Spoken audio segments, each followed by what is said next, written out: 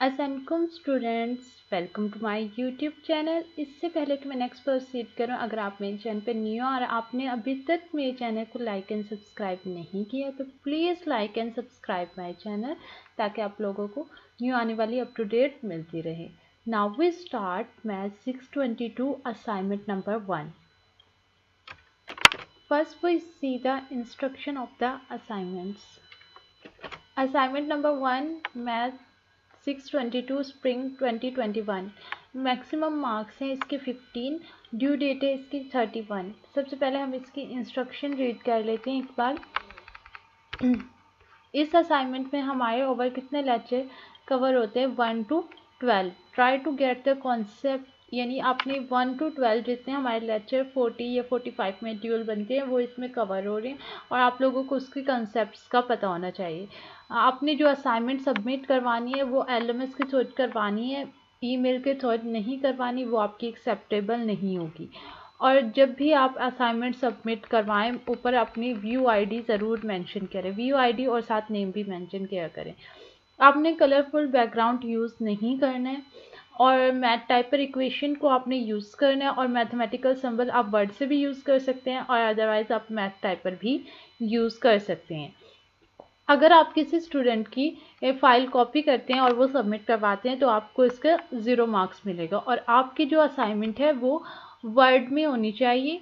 अगर वर्ड के अलावा किसी और फॉर्मेट में PDF, स्कैन इमेज या HTML में होगी तो वो भी एक्सेप्टेबल नहीं होगी, और उसका भी आपको 0 मार्क्स कंसिडर किया जाएगा। First we see the question number 1। Question number 1 से पहले मैं आपको इसमें 3 चीज़ें बताने जा रही हूँ। अगर हमारे पास जो ग्रेडियंट होता है, अगर हम उसे फाई के साथ लिखते हैं तो ये हमारे पास हो जाता है ग्रेडियंट। ठीक है, ये हमारे पास किसके इक्वल है? ये हमारे पास ग्रेडियंट के इक्वल है। अब डिवर्जेंस क्या होता है? अगर हम ग्रेडियंट डेल्टा डॉट फाई, यानी अगर हम इसका फाई के साथ प्रोडक्ट लेते हैं, फाई प्रोडक्ट में क्या होता है? हमारे पास जो यूनिट वेक्टर आई जे के होते हैं, आई वाला आई से मल्टीप्लाई होता है, जे वाला जे से, और के वाला के से। तो ये हमारा क्या होता है? डिवर्जेंस। और एक और चीज़ जो इसमें यूज़ हुई है, कर्ल। कर्ल में क्या होता है? उसमें हम क्या करते हैं? डेल क्रॉस फाई, या हमारे पास कोई भी वेक्टर होता है तो हम उसमें क्रॉस प्रोडक्ट लेते हैं, तो ये हमारे पास किसके इक्वल होता है? कर्ल के। यानी अगर हम एज इट इज़ ग्रेडियंट को फाई से मल्टीप्लाई करेंगे, फाई में जितने हमारे वेक्टर होंगे वो सबके साथ मल्टीप्लाई होगा, लेकिन जो हमारे पास डिवर्जेंस है जस्ट यूनिट वेक्टर, आई वाला आई से, जे वाला जे से, और के वाला के से। और कर्ल में हम लेते हैं क्रॉस प्रोडक्ट, हम इसे मैट्रिक्स फॉर्म में राइट करते हैं और फिर हम इसका क्रॉस प्रोडक्ट लेते हैं। अब आ जाते हैं हम अपने क्वेश्चन नंबर 1 की तरफ। ये आपका क्वेश्चन नंबर 1 है। क्वेश्चन नंबर 1 में क्या एक्सप्लेन किया हुआ है? If A is equal to this, A इसके इक्वल है, and B is equal to this, to be any two vector point function. ये हमारे पास दो वेक्टर पॉइंट फंक्शन है, और एक हमारे पास जो है वो स्केलर पॉइंट फंक्शन है, being a scalar point function. Then find, और हमने फाइंड क्या करना है? ए क्रॉस डेल फाई, यानी डेल से फाई का हमारे पास ग्रेडियंट फाइंड करना, और इसे हमने मल्टीप्लाई कर देना है ए से। फिर हमने सेकंड में क्या करना है? ए का क्रॉस प्रोडक्ट लेना है डेल के साथ, और फिर हमने लास्ट में फाई से मल्टीप्लाई कर देना है। थर्ड वाले में डेल का हमने क्रॉस प्रोडक्ट ए से लेना है, और फिर इसे बी से मल्टीप्लाई कर देना है। और लास्ट वाले में बी का डॉट प्रोडक्ट लेना है डेल क्रॉस ए से। और लास्ट वन में हमने क्या करना है? ग्रेडियंट डॉट ए, इनका हमने डिवर्जेंस लेना है, और फिर बी से हमने इसे मल्टीप्लाई कर देना है। अब नेक्स्ट देखते हैं हम क्वेश्चन नंबर 1। यहाँ पे हमने लिया ए, हमारे पास जो गिवन था ए बी और फाई, वो हमने राइट कर लिया। अब हमारे पास जो फर्स्ट पार्ट है हमने पहले उसका वो सॉल्व करना है। अब फर्स्ट पार्ट को हम कैसे सॉल्व करेंगे? अब देखिए, जो हमारे पास ब्रैकेट में वैल्यू होती है पहले हम उसे सॉल्व करते हैं। ये हमारे पास डेल फाई, डेल हमारे किसके इक्वल होता है? पार्शियल ओवर पार्शियल एक्स आई। अब इसके साथ फाई है तो इसके हर डिजिट के साथ यहाँ पे हमने फाई लिखा है, तो फर्स्ट स्टेप हमने ये करना है। तो नेक्स्ट हमने क्या करना है? फाई की जगह पे फाई की वैल्यू पुट कर देनी है। फाई की वैल्यू हमारे पास एक्स वाई जी है, तो हमने ये वाली वैल्यू यहाँ पे रख देनी है, एक्स वाई जी आई, एक्स वाई जी जे, एक्स वाई जी के। अब हमने पार्शियल डेरिवेटिव जब हम विद रिस्पेक्ट टू एक्स लेंगे तो ये हमारे पास क्या आ जाएगा, x1 हो जाएगा, yz यहाँ से बचेगा, और यहाँ से हमारे पास जो y है वो 1 हो जाएगा, xz बचेगा, और यहाँ से हमारे पास z1 xy। तो हमने इसी इक्वेशन 1 का नाम दे दिया, जो इसे हम आगे भी यूज़ करेंगे। अब नेक्स्ट देखिए कि हमारे पास क्वेश्चन क्या था, हमने डेल ऑफ फाई तो हमने फाइंड कर लिया है। अब हमने ए से इसका क्रॉस प्रोडक्ट लेना है। तो क्रॉस प्रोडक्ट के लिए हम सबसे पहले ऊपर वेक्टर मेंशन किया, आई हेड, जे हेड, के हेड। अब ए की जो वैल्यू थी, यहाँ पे देखें ए की वैल्यू है वाई जी स्क्वायर, तो वो हमने यहाँ पे राइट की। यहाँ पे जे के नीचे हमने जे की वैल्यू राइट की, और हमारे पास के पास जो वैल्यू है वो हमने यहाँ पे राइट की। ठीक है, इसी तरह से हमने ये ग्रेडियंट वाली, ये आई वाली आई के नीचे, जे वाली जे, और के वाली यहाँ पे हमने के नीचे राइट कर लेनी है। ठीक है, नेक्स्ट स्टेप में हमने क्या किया है, हमने आई को, जैसा हम मैट्रिक्स को सॉल्व करते हैं वैसे ही हमने सॉल्व किया। आई को हमने बाहर रखा, इसको हमने इसके साथ मल्टीप्लाई किया, फिर माइनस इसको इसके साथ मल्टीप्लाई करके यहाँ पे राइट कर दिया, फिर माइनस जे, फिर इसको हमने इसके साथ मल्टीप्लाई किया और इसको इसके साथ। इस तरह से आपने ये मैट्रिक्स ओपन कर लेना है। तो ये आपका फर्स्ट का आंसर आ गया, फर्स्ट पार्ट का। अब आ जाता है हमारे पास इसका सेकेंड पार्ट। सेकेंड पार्ट में हमने क्या करना है, ए क्रॉस डेल, यानी पहले हमने इसका क्रॉस फाइंड करना है और फिर फाई के साथ हमने इसे मल्टीप्लाई कर देना है। अब सबसे पहले हम इसका क्रॉस फाइंड करेंगे, यानी हम इसका कर लेंगे। अब हमारे पास जो डिवर्जेंस की वैल्यू होती है वो तो हम जानते हैं कि partial over partial X, partial over partial Y और पार्शियल ओवर पार्शियल जी। तो हम ये डिवर्जेंस की जगह पे हमने ये राइट किया और ए की जगह पे हमने ए की वैल्यूज़ राइट कर ली। अब हमने इसे कैसे सॉल्व करना है, अब देखिए फर्स्ट स्टेप में हमने क्या किया है, हमने आई फाइंड करना था तो आई को यहाँ पे रखा है, इन दोनों को हम यूज़ करेंगे। इसका हमने partial derivative with respect to Y लिया तो यहाँ पे आया 2z। इसका हमने विद रिस्पेक्ट टू z लिया तो यहाँ हमारे पास आया प्लस 3x। अब देखिए एक होता है फार्मूले का माइनस और एक यहाँ पे ऑलरेडी माइनस था, तो इस वजह से ये प्लस 3x आ गया।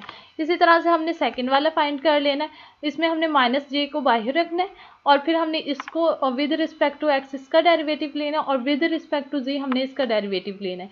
तो थर्ड भी हमने इसी तरह से फाइंड कर लेना है। अब देखिए ये दोनों सेम थे, प्लस माइनस, तो ये हमारे पास 0 के इक्वल हो गया और कर्ल ऑफ ए हमारे पास ये आ गया। ठीक है, अब नेक्स्ट हमारे क्वेश्चन में क्या था, हमने इसे मल्टीप्लाई किससे करना था, फाई के साथ। अब फाई की क्या वैल्यू है, एक्स वाई जी। अब फाई इसके हर वेक्टर के साथ मल्टीप्लाई होगा, आई वाले के साथ भी, आई के अंदर 2 वेक्टर है उनके साथ भी, और के वाले के साथ भी। तो हमने एक्स वाई जी को 2xz से मल्टीप्लाई किया पहले, फिर एक्स वाई जी को 3x से मल्टीप्लाई किया और आई हेड हमारे साथ इसके साथ आ गया। फिर हमने इसको इन दोनों से मल्टीप्लाई करके यहाँ पे राइट किया, तो ये हमारे पास सेकेंड वाले का आंसर आ गया। अब क्वेश्चन थर्ड वाले में देख लेते हैं। इसमें हमने क्या करना है, हमने फाई क्रॉस ए यानी डेल क्रॉस ए फाइंड करना है पहले और फिर क्रॉस बी। अभी हमने ए क्रॉस डेल यानी del cross A cross del अगर हम फाइंड करें तो दोनों के आंसर सेम आते हैं। तो हमने इसी आंसर को यहाँ पे by using the equation 2 value, यानी इस वाली वैल्यू को हमने यहाँ पे यूज़ करना है और हम इसे बी के साथ फिर इसका हम क्रॉस प्रोडक्ट ले लेंगे। अब देखें हमने यहाँ पे पहले ये वाली वैल्यू राइट की 2xz प्लस 3x, जे यहाँ पे नहीं था तो हमने 0 राइट किया, के की वैल्यू राइट की। फिर उसके बाद हमारे पास बी की वैल्यू स्टार्ट में ही क्वेश्चन में गिवन थी 3x plus 4z minus xy, तो ये हमने यहाँ पे राइट की। अब हमने ले लेना है इसका क्रॉस प्रोडक्ट, वो हम कैसे लेते हैं, पहले हम आई वेक्टर, तो हमने इसको इसके साथ मल्टीप्लाई किया तो ये फैक्टर 0 और यहाँ पे फिर फार्मूले का माइनस और हमने इसको इसके साथ मल्टीप्लाई किया तो ये हमारे पास फर्स्ट वैल्यू आ जाती है। फिर हमने जे कैसे, जे यहाँ पे फार्मूले का माइनस आएगा, फिर हमने इस वाले को इसके साथ मल्टीप्लाई करना है और इसके साथ, तो ये सेकेंड और थर्ड वाला भी हमने इसी तरह से करना है। ठीक है, अब हम इसका 4 पार्ट देख लेते हैं कि हमने करना कैसे है। अब बाय यूजिंग द इक्वेशन 2 को हमने यूज़ करना है। अब B dot gradient cross A is equal to 3xi plus 4z J head X Y minus X Y के हेड, यानी डेल क्रॉस ए हमें ऊपर ही फाइंड कर लिया था, जो हमने यहाँ पे भी इक्वेशन 2 को यूज़ किया। अब हमने यही वाला यहाँ पे यूज़ करना है, यानी ये वाली वैल्यूज़ हमने यहाँ पे राइट की। अच्छा, जब भी हम एक डॉट प्रोडक्ट लेते हैं, मैंने स्टार्ट में ही बताया था, आई वाले वेक्टर को आई के साथ, जे वाले को जे के साथ और के वाले वेक्टर को के साथ मल्टीप्लाई करते हैं। तो ये हमारे पास इसका रूल है। अब देखिए यहाँ पे 3x था, यहाँ पे 2xz, तो हमने 3x को इसके साथ फर्स्ट वाले के साथ मल्टीप्लाई कर दिया कंप्लीटली। अब जे तो यहाँ पे नहीं था, तो जे की जगह पे यहाँ पे हमने 0 से मल्टीप्लाई किया 4z को, और माइनस एक्स वाई को लास्ट वाले से हमने मल्टीप्लाई किया। जब हमने इसके ब्रैकेट्स को सॉल्व किया तो ये हमारे पास 6x² z plus 9x² plus 3xy minus xyz², तो ये हमारे पास आ गया क्वेश्चन नंबर 4 का आंसर। अब हमारे पास पार्ट 5 है, वो देख लेते हैं कि हमने किस तरह से सॉल्व करने हैं उसको। अब सबसे पहले हमारे पास है ग्रेडियंट डॉट ए और फिर ओवर हमारे पास बी, तो ये हमने किस तरह से यूज़ करना है। अब यहाँ पे हमारे पास जो ग्रेडियंट डॉट ए, यानी हमने ग्रेडियंट को ए के साथ मल्टीप्लाई करना है और फिर जो आंसर आए उसे हमने बी के साथ मल्टीप्लाई कर देना है। तो हमारे पास जो डिवर्जेंस लेना है हमने इसका ए के साथ, तो हमारे पास ये डेल की वैल्यू क्या होती है, partial over partial x i hat, partial over partial y j hat, partial over partial z k hat, तो ये हमारे पास हो गई डेल की वैल्यू, और ए की हमारे पास ये होती है। अब हमने इसको मतलब आई वाले को आई के साथ, जे वाले को जे के साथ और के वाले को के के साथ यूज़ किया है। अब देखें, पहले का लेंगे विद रिस्पेक्ट टू एक्स। अब यहाँ पे तो एक्स नहीं था, तो इसका तो एक्स के लिहाज से डेरिवेटिव जो आएगा वो 0 आ जाएगा। अब हमने इसका partial derivative with respect to Y लेना है, वाई यहाँ पे मौजूद नहीं है, तो इसका भी हमारे पास यहाँ पे क्या आएगा 0। अब थर्ड वाला क्या है जी, जी का जब हमने विद रिस्पेक्ट टू जी लिया तो 2xy, तो यहाँ पे ये हमारे पास आ गया 2xy, तो हमने यहाँ पे 2xy को लिखा है। फिर उसके बाद हमने इसे b से मल्टीप्लाई कर देना, ये हमारे पास आ गई b की complete value 3xi plus 4zj minus xy की, तो ये हमारे पास जो वैल्यू है ये b की वैल्यू है। हमने इसको इसके साथ मल्टीप्लाई करवा दिया, पहले फर्स्ट को i वाले से, फिर j वाले से, फिर k वाले से, तो हमारे पास जो फाइनल आंसर है इसका पार्ट 5 का वो 6x² yz iota plus 8xyj², j had 2x² y² z k had, तो ये हमारे पास पार्ट 5 की वैल्यू आ गई। अब आ जाते हैं हम क्वेश्चन नंबर 2 की तरफ।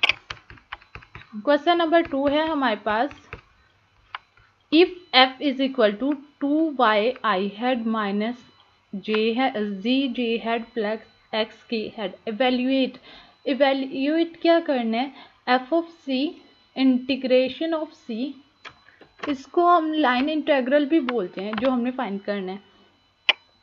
f cross r of d along the curve x is equal to this, y is equal to this and z is equal to this form, t is equal to 0 से π/2। इसको हमने किस तरह से solve करना है वो भी हम देख लेते हैं। सबसे पहले हमने यहाँ पे f की जगह पे उसकी वैल्यूज पुट कर देनी है। अब यहाँ पे देखें x y z है, f since f is equal to this, first of all we calculate the value of f using the parametric equation of x y z की पैरामीट्रिक इक्वेशन को यूज करते हुए हमने इसे सॉल्व करना है। अब x किसके इक्वल था, cos t, y किसके इक्वल था, sin t, और z किसके इक्वल था, 2 cos t, तो हमने इसकी जगह पे एक्स वाई जी की जगह पे ये वैल्यूज पुट कर दी, sin t, cos t, और यहाँ पे हमारे पास cos t आ गया। ठीक है, नेक्स्ट देखिए क्या करना है हमने इसके बाद। Second, also calculated D R, क्योंकि हमें इसमें डी आर की भी ज़रूरत थी, तो हमारे पास जो एफ था हमने उसका डेरिवेटिव लिया। साइन का डेरिवेटिव होता है cos of T, two as it is, तो ये हमारे पास कोस ऑफ टी आ गया, और कोस का डेरिवेटिव होता है minus sine of T, two as it is, minus minus plus हो गया, plus sine of T, cos का derivative minus sine of T, तो ये हमारे पास आ गया। फिर हमने क्या करना है, हमने इनका क्रॉस प्रोडक्ट लेना है। अब जैसे हमने यहाँ पे इन्हें क्रॉस में राइट किए, फिर नेक्स्ट हमने इसे इस फॉर्म में राइट कर देना है। तो अब हम इससे किस तरह से फाइंड करेंगे, नेक्स्ट हमने यहाँ पे सबसे पहले आई हैड राइट की है, फिर हमने आई वाले को नहीं लेना है, इसको हमने इसके साथ मल्टीप्लाई किया 2 sin t cos t, फिर cos वाले को इधर मल्टीप्लाई किया, माइनस का 2 sin t cos t आ गया। ठीक है, अब ये दोनों सेम थे, तो यहाँ पे हमने इसे सॉल्व किया तो ये 0 आ जाता है। फिर हमने जे हैड लिया, फार्मूले का माइनस आया यहाँ पे, इसको हमने इसके साथ मल्टीप्लाई किया 2 sin square t, फिर माइनस 2 cos square t, फिर इसी तरह के का फाइंड कर लिया 4 sin square t plus cos square t। अब इसमें से हमने क्या किया, इन दोनों को माइनस करेंगे तो ये 0 के इक्वल होगा। यहाँ से हमने माइनस, जब ये वाला माइनस अंदर मल्टीप्लाई होगा तो ये दोनों जो है प्लस में हो जाएंगे। 2 हमने कॉमन ले लिया तो साइंस के प्लस कोस के, यहाँ पे जे हेड आ गया। यहाँ से हमने 4 कॉमन लिया तो साइंस के प्लस कोस के। हमने एक फार्मूला पढ़ा है ट्रिग्नोमेट्रिक का कि साइंस के प्लस कोस के इज इक्वल टू 1, तो ये हमने यहाँ पे 1 पुट कर दिया। तो ये हमारे पास क्या आ गया, 2j और प्लस 4k। अब हमने इसका क्या लाइन इंटेग्रल फाइंड करना है।